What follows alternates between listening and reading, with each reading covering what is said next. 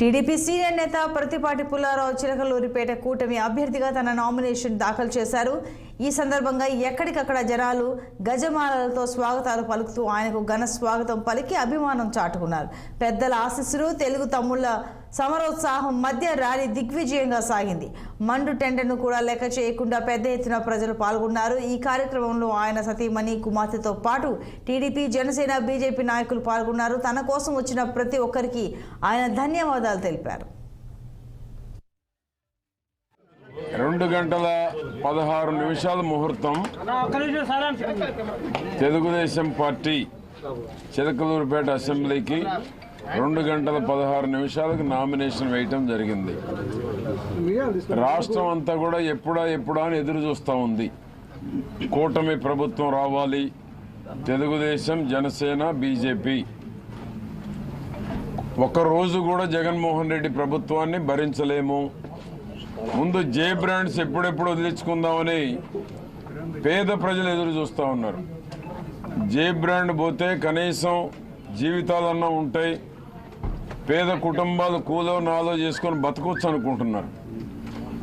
జగన్మోహన్ రెడ్డి ఆలోచన అంతా ఎవరి పేరైతే చెప్తాడో ఆ వర్గాలనే మోసం చేయటం అలవాటు అయిపోయింది. ఎస్సీ, ఎస్టీ, బీసీ, మైనారిటీ ఊత పదం అయిపోయింది. దానికి లేవంగానే అదే పదం వాడతాడు, మీ బిడ్డని అంటాడు. మీ బిడ్డని అనేటువంటి వాడు పేదవాడి బలహీనతల్ని ఎందుకు మద్యం రూపంలో నాసిరకం మద్యం ఇచ్చి చుట్టుపక్కల ఏ రాష్ట్రాల్లో లేనటువంటి నాసిరకం మద్యం పేదవాడి జీవితాలతో ఎందుకు చెలగాటమాడుతున్నాడో ముందు సమాధానం చెప్పాలి.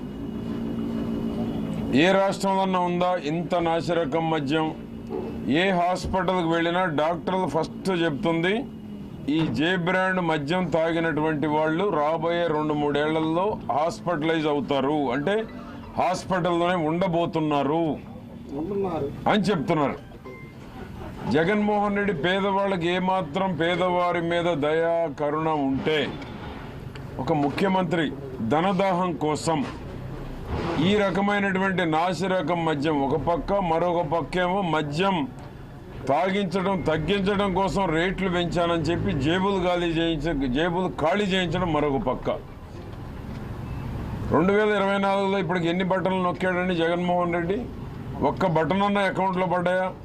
విద్యా దీవెన కావచ్చు, ఆసరా కావచ్చు, రైతు సబ్సిడీ కావచ్చు, ఇన్పుట్ సబ్సిడీ, ఒక్కటన్నా చేయూత కావచ్చు, ఏ బటన్ కన్నా ఎవరి అకౌంట్లోనైనా ఈ రాష్ట్రంలో పడ్డాయా?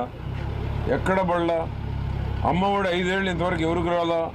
4 ఏళ్ళు ఎంతమందికి వచ్చిందో ఈ ప్రభుత్వం సమాధానం చెప్పే పరిస్థితుల్లో లేదు.